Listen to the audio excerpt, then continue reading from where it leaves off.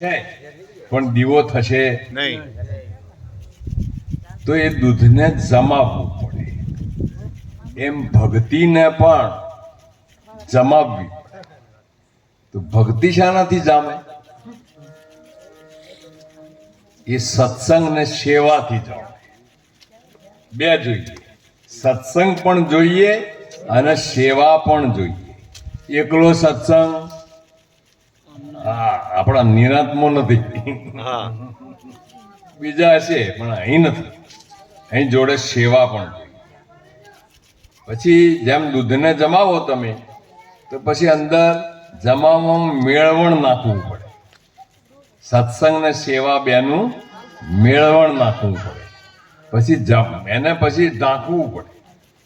હવે ઢાંકીએ અને વારે વારે છીબું ખોલીને જોઈએ જામ્યું છે કે નહીં, જામ્યું છે કે નહીં, તો જામે નહીં. થોડીક ધીરજ રાખવી.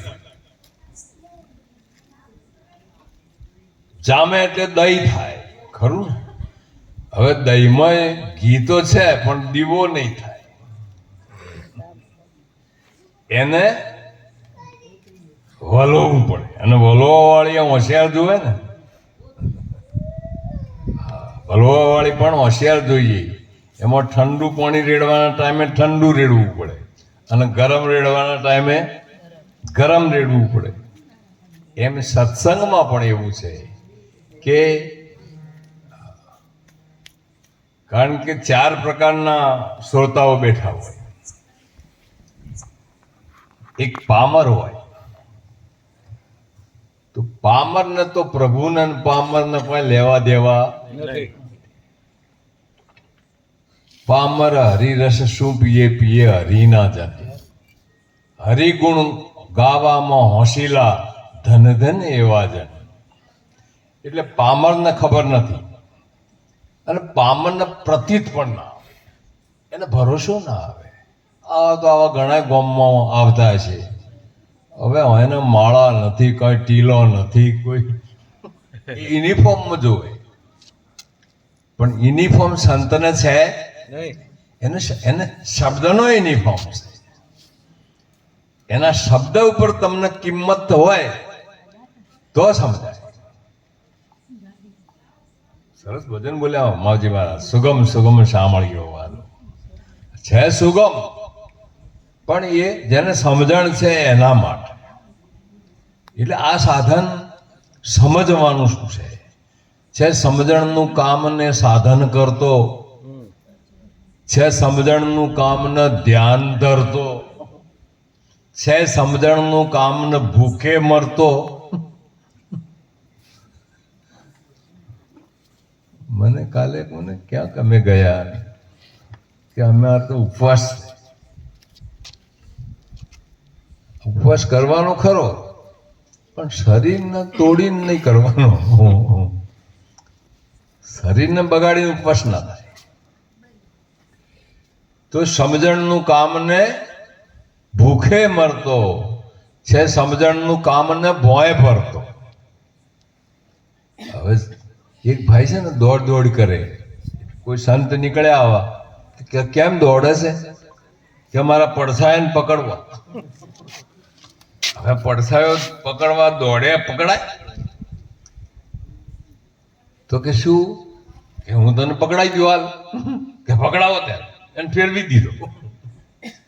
હરે મન ના અક્ષર દોષવળા કર્યા રે, ઉમેર્યો કાનો એક રે સાયેલી, મસ્તક મૂકીને વોરી. આપણા બાપુએ લખ્યું, નરભેરામ બાપુ. હવે આ મનને કોણ ફેરવે? એ જાદુગર જોવે ને, મનને ફેરવવા વાળો કારીગર જોવે સાહેબ, એમને એમ ફરે નહીં. એટલે એનું વલોણું કરનારો હોશિયાર જોઈએ. અને એ હોશિયારી સત્સંગમાં જવાથી જ આવે. તમે નીતિ સત્સંગમાં જાઓ ને એટલે શબ્દની પારખ આવે કે આ બોલે છે એ ક્યાંથી બોલે છે. વાત સાચી. કોઈ લખીને કે અમે તો કોઈ શિક્ષકોની માફક તૈયારી કરીને કોઈ વિષયની જતા નથી, પણ એ સદગુરુની કૃપાથી આવે છે. પણ અધિકારી બનવું પડે ને, સદગુરુની કૃપાના પાત્ર થવું. એટલે ઘણા માણસો તો શું કર્યા, ગુરુ કર્યા પણ ગરજ નહીં. ગરજ વગર જ્ઞાન નહીં થાય. ગુરુ કર્યા પછી ગરજ રાખવી પડે ને. આ ગરજ રાખી તમે ગુરુજીને સેવો અને શબ્દનો કરો તમે તોલ. હા, ગરીબી રાખી તમે ગુરુને સેવો, શબ્દનો કરો તમે તોલ. આપણાથી કોઈ અદકો મળે તો એનો ધારણ કરવો બોલ. ગુરુ નિરાત સંગે બાપુ રે, અનામી નામ પોતે. એટલે સદગુરુ પ્રત્યે ગરજ રાખવી પડે. અને ગરજ રાખો તો સદગુરુ તો કરુણાળુ છે બાપુ, એ વર્ષી જાય. યોગ્ય અધિકારી વ્યક્તિને જોવે ને ત્યારે સદગુરુ એના પાસે કશું એની પાસે એ ખાલી થઈ જાય. કારણ કે તો કલ્પતરુ છે. એટલે આપણે શું છે, મારા તમારે આપણે અધિકારી બનવું પડે. મને સત્સંગમાં શું છે, થોડો આપણો અનુભવે મૂકવો પડે. એક વખત બેસતું વર્ષ, હું બાપુની હાજરીની વાત કરું, હું રિટાયર થઈને આવ્યો ને એના બીજા વર્ષની વાત. બેસતા વર્ષના 4 સાંજે વાગેલા અને એક પેલો લેન્ડલાઈન ફોન હતો, મોબાઈલ નહીં. ત્યાં આશ્રમમાં લેન્ડલાઈન ફોન અને એક ફોન આવ્યો. મેં ફોન લીધો કે ભાઈ કોણ બોલો છો? મેં મારું નામ દીધું. બાપુ છે? કીધું હા છે. બાપુ તો પથારીમાં સૂતા હતા. શું કામ છે બાપુનું? મેં કીધું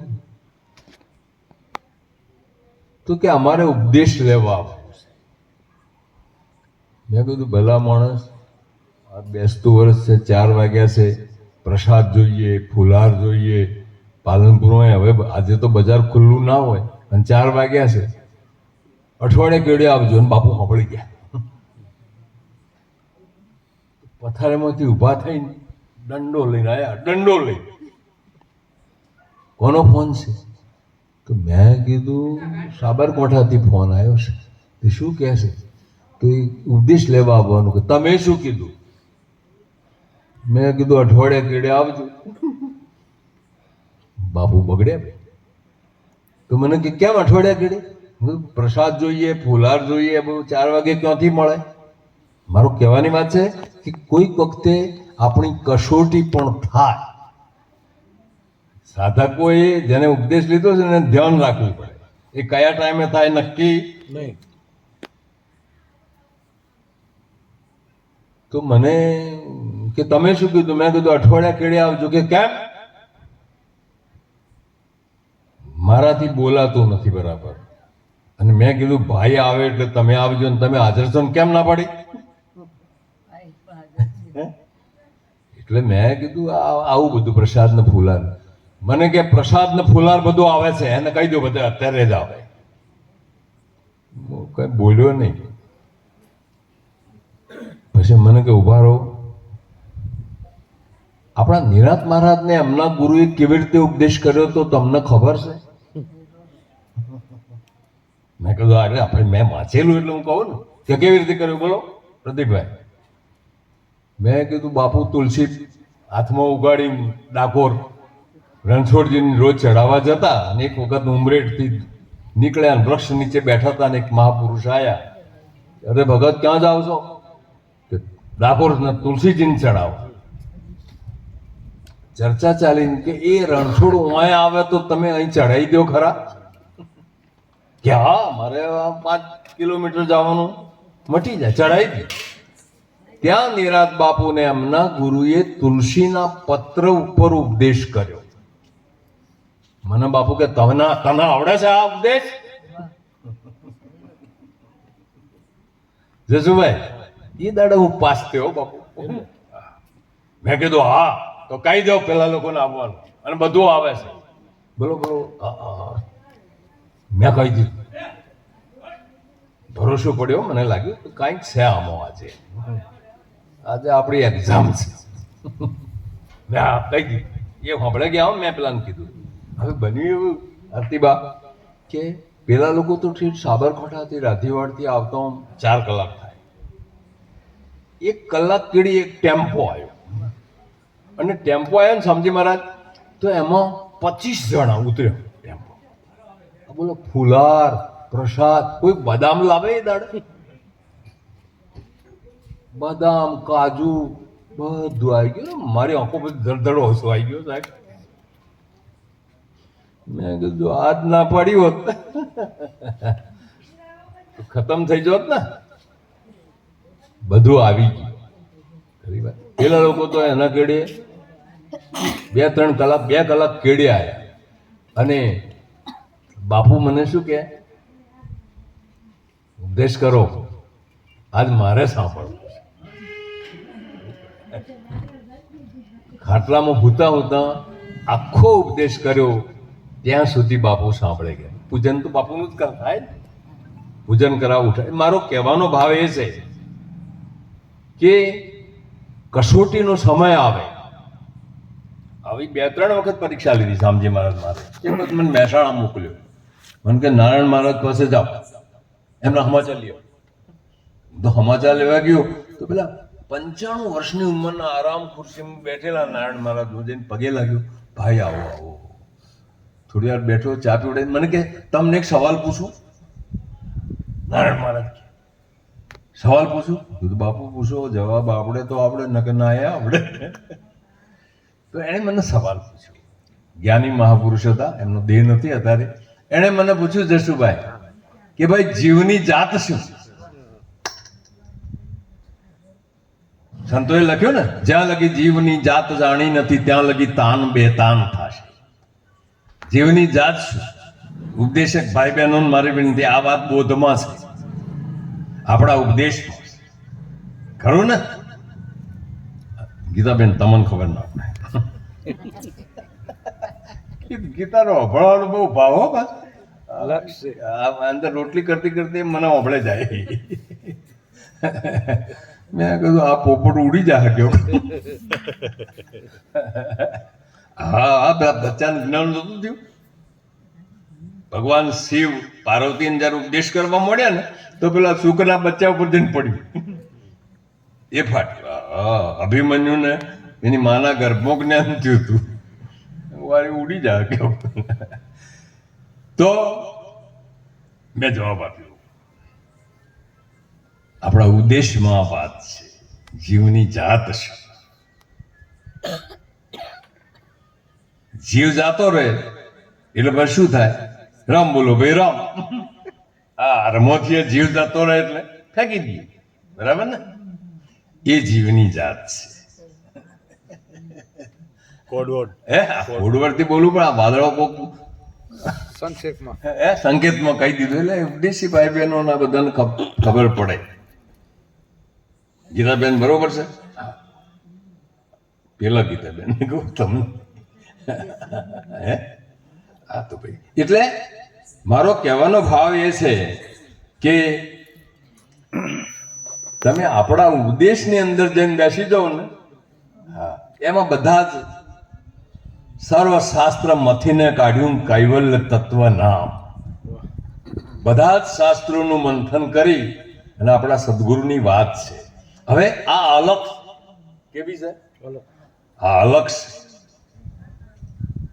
તમે જગતના કોઈ ભૌતિક પદાર્થ પર લખેલું છે? આ માઇક પર માઇક લખેલું છે? હે? આ તકિયા ઉપર, ગાદી ઉપર ક્યાંય લખેલું નથી. નરસિંહભાઈ, કઈ ભૂલાઈ ગયું હોય તો પૂછજો. બાપુએ ઉપદેશ કરેલો છે. આ 2 જણ, પેલા નરસિંહભાઈ. હે? ખરું કે? એટલે આ અલખ નામ નિશાની ગુરુ વિના બીજો કોણ લખાવે? સદગુરુ વગર આ વાત કોઈ લખાઈ શકાય એમ લખી મોય બાબુરામ છે કોણ લખાવે? અને જ્યારે અલખ લક્ષ્યમાં આવી જાય પછી ક્યાંય ઓગળી મૂકવાની રહે પછી તો હરીમાં હરવું, હરીમાં ફરવું, હરીમાં લાગે હાથ. ખેમો કહે ત્યાં ગોતું જ્યાં જવું ત્યાં મારો પરમાત્મા સિવાય કોઈ છે જ નહીં. કારણ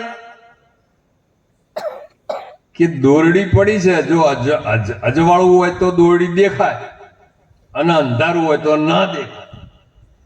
હવે અડધું અજવાળું ને અડધું અંધારું અજ્ઞાન, પરિણામે દોરડીમાં સાપ ભાસે. દોરડીમાં સાપ, હવે ખરેખર તો એ સાપ કદી ભાળ્યો જ ના હોય તો ના દેખાય. પણ સાંભળ્યું હશે, ઘણી વખત સાંભળેલી વસ્તુ દેખાય. કોઈ કે ભૂત છે કે પણ કે એ આ લીમડા નીચે ભૂત છે. અમારે એક વખત છે ને એક ગાડી આવી આશ્રમ આગળ, તો એમાંથી 8-10 જણો ઉતર્યા. એમાં એક દીકરી એ ઉતરે જ નહીં ગાડીમાં. રમણભાઈ એ બધા આવ્યા કે બાપુ અમે એક કામ આવ્યા છીએ. શું કામ છે? કે અમારે આ દીકરીને કોક વળગ્યું છે તે એના માથે હાથ મૂકજો. મેં કીધું આજે તો વળી નવો ટેસ્ટ આવ્યો. એ અંદર આવે જ નહીં. બધા આયા એ અંદર. એમાં એક અમારા ભગત હતો એટલે એ બિચારો લઈને આવેલો. અંબાજી ગયેલા અને અંબાજીથી કોકને બતાવ્યું, ત્યાં ગયા પણ કોઈ બરોબર થયું ને એટલે કે પેલો કે અમારા ગુરુની ગાદી વચ્ચે છે તે ત્યાં જ અહીંયા આવ્યા. તો એ બધા પેલી બાએ આવે જ નહીં. ઘણું બધા આગ્રહ કરે પણ ના, આંખો એવી કાઢે. મેં કીધું પછી મેં કીધું હું ત્યાં ગયો ગેટ ઉપર કીધું બેટા આવી જા ને અંદર. શીખર શું થયું? તે આવી ગયેલી બેહાડી. એ પેલા ભાઈ કે બાપુ માથે હાથ મૂકો. એટલે ભાઈ ઉભો રહે ને તું. હાલ માથે હાથ મૂકવા થોડું જતું રહે. અંધશ્રદ્ધા વિશે મારે કહેવું છે એટલે કહું છું. તો બધા બેઠા. પેલી તો આમ મને ડરાવે એવું કરે. શાંતિથી બેઠી. મેં કીધું બેસ બેટા બેસ. પછી મેં એને એક સવાલ પૂછ્યો. મેં કીધું તારું નામ શું? તો કે હેતલ. કેટલું ભણેલી છે તું? કે બીકોમ છું. બીકોમ છે મને વળગ્યું. પછી એને 2-3 દોરડા કાળા અહીં બોધેલા, લાલ અહીં બોધેલા. મારું વારું જબરું આવ્યું કીધું.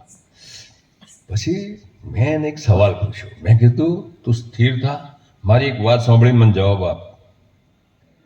બોલ તું બીકોમ સુધી ભણી છે, એમાં કાંઈ ઇતિહાસમાં, ભૂગોળમાં, નાગરિકમાં, સમાજ વિદ્યામાં, તારા એકાઉન્ટન્સીમાં કોઈ વળગે એવો પાઠ આવ્યો છે? આ સાહિત્યકારો આટલા બધા પુસ્તકો બનાવે અને એક વળગ્યાનો પાઠ ના આવે? ક્યાં વળગવાનો પાઠ આવ્યો? 2 મિનિટ વિચાર કરીને કે મારું મેપાભાઈ છે ને એ છોકરી આમ આંખ કરીને બંધ કરીને બેઠી 5 મિનિટ બેસી રહી અને પછી કે ના નથી આવ્યો. મેં તું કે આ બધા કે વળગ્યું છે, તને કોઈ વળગે જ નહીં, કશું વળગ્યું નથી. બોલ હવે આ તારા બધા દોરડા હું કાપી નાખું? બધા મોઢે નહીં કાપવાની વાત ચાલે. કાપી નાખું? વિચાર કરીને કે એના હકાવાલા બધા હતા ને એમને કીધું બસ તમે લોકોને કોક પહેરી જશે અને કાપી નાખું. મેં કાપી નાખ્યા. એની છોકરી હા પાડી. કાપી નાખ્યા ને પછી મેં લીધા હાથમાં. તને જે વળગ્યું મારા હાથમાં આવી ગયું. હવે મારે શું કામ છે? હું કેવું ગાદી ઉપર આ જોણ એમને જે કરવું એ. મારો કહેવાની વાત એ છે કે આ શિક્ષણના યુગમાં હજુ તો ભણેલા માણસો તો એટલા ફસાણા છે ને, આમાં શિક્ષિત વર્ગ ફસાણો છે. શું વળગે? કાલે મને પરમ દિવસે કોઈક કહેતું હતું કે આ રીતે બધું એને હળગાઈ મારવામાં આવે ને બધું સાફ થઈ જાય, ફેરથી ક્યાંથી પાછું આવે? રાજી ને. એટલે આ અંધશ્રદ્ધામાંથી ખાસ બાળ નીકળવાનું છે. કારણ કે આપણા ગુરુની વાત કયો છે? તારા સિવાય કોઈ છે નહીં, તું જ છે. પછી એટલે હજુ કોઈ અંધશ્રદ્ધામાં હોય ને, બૌદ્ધિક ભાઈ બહેનો મારી વિનંતી, આમાં કઈ છે પરમ તત્વ પરમાત્મા તમે એટલે નિરાત્મા લખે. શું લખે? અરે રામ નામ તું રાખ હૃદયમાં, કાઢ કલ્પના કાચી રે. રામ નામ તું રાખ હૃદયમાં,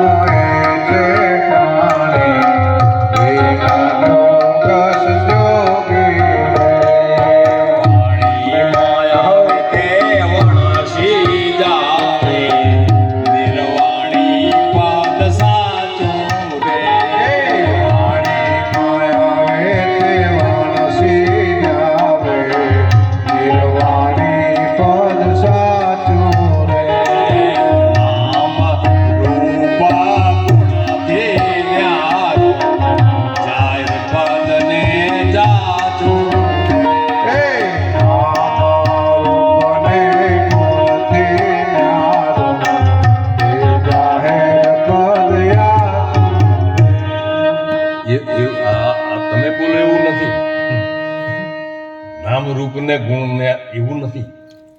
નામ રૂપ ગુણ થી ન્યારું, ગુણથી જાય પદ ને જાચું રે. નામ રૂપ ગુણ થી ન્યારું, જાહેર પદ ને યાચું રે.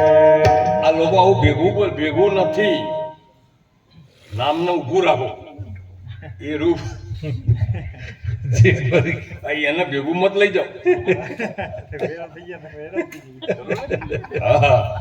પેલા જેમ બોલે બંગલાને તાળું વાલાના હાથે પૂછી, ઘણા એવું બોલે. બંગલાને તાળું વાલાના હાથે છે ને. અરે બંગલાને તાળું, બંગલાની કૂંચી વાલાના હાથે તાળું. ઊંધું બોલે ઘણા માણસો. સામૈયામાં ઘણા બોલે ચોખા ચોડવું મારા સંત. ચોડવાનું ક્યાં છે? ચોખા શોભે મારા સંતો. તમે કોઈ ભૂલ કરો તો નહીં બોલવાનું. હા બરોબર, સાચી વાત ને. એટલે આ બધું જુદું થઈ જાય, એનો અર્થ બદલાઈ જાય. નામને તમે જુદું પાડો, એને ભેગું ગણવાનું નથી. વાણીમાં આવે તે વણસી જાવે, નિર્વાણી પદ સાચું. વાણીમાં આવે તે વણસી જાવે, નિર્વાણી પદ સાચું રે. નામ રૂપ ગુણથી ન્યારું, જાય પદ ને જાચું.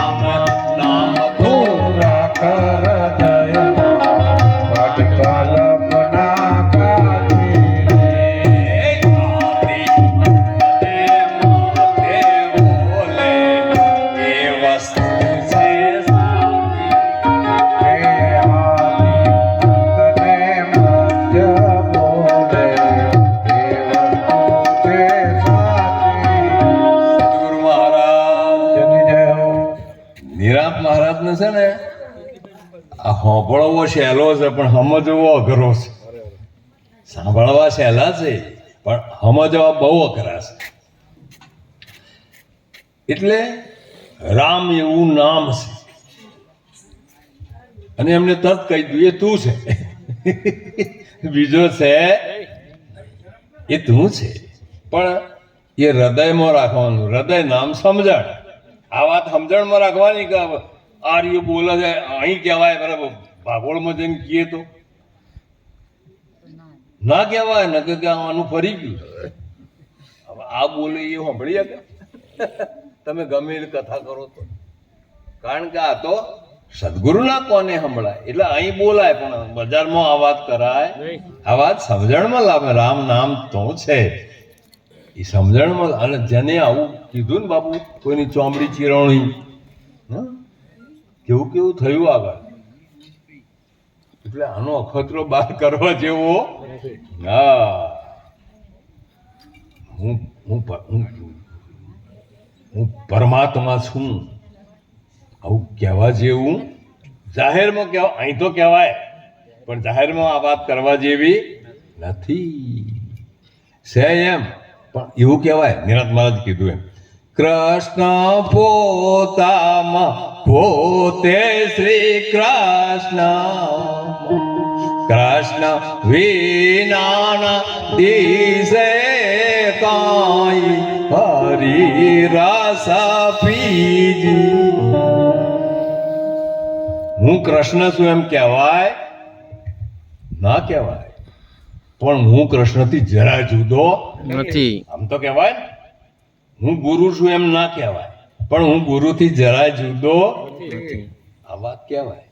એટલે ઘણી વખતે આવા શબ્દ દોષો થાય અને શબ્દ દોષો એમાં લડાઈ થાય કોકના હતી. એટલે સાવધાન. રામ નામ તું એ તું છે, રાખ હૃદયમાં કાઢ કલ્પના. આ બધું પ્રપંચ બાદ કરતો તું જ છે. હે અર્જુન, હું સમગ્ર બ્રહ્માંડને એક અંશથી ધારી રહ્યો છું. ભગવદ્ ગીતા આપણા યોગેશ્વર બોલે, ભગવાન કૃષ્ણ કહે છે. આ બાજુ અહીંથી ઉંગળી ખાય છે, જોજો હો.